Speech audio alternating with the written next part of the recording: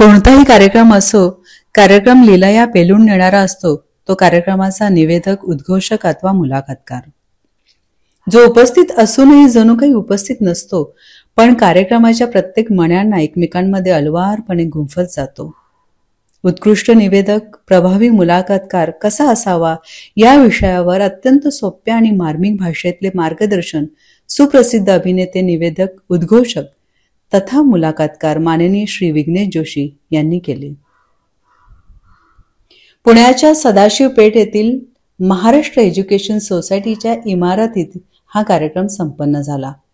प्रमाण भाषेवर प्रभुत्व, जबरदस्त पाठांतर, नोंद वह्यांची सवय, सूक्ष्म निरीक्षण, हजर जवाबीपण, प्रसंग सूचकता या गोष्टी अंगी बाणवणं अत्यंत गरजेचं असल्याचं विघ्नेश जोशी यांनी सांगितलं.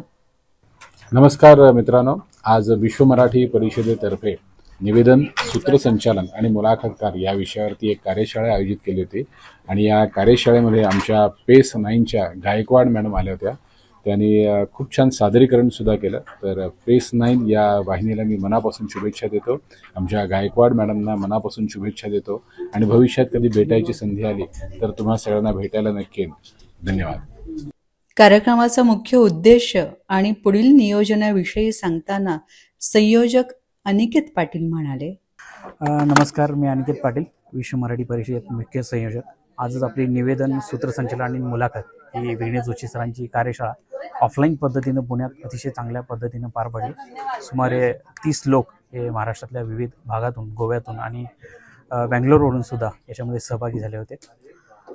सर्वात महत्त्वाचं म्हणजे ही कार्यशाळा आपण महाराष्ट्रातल्या विविध तालुका आणि जिल्हा स्तरावर घेणार आहोत.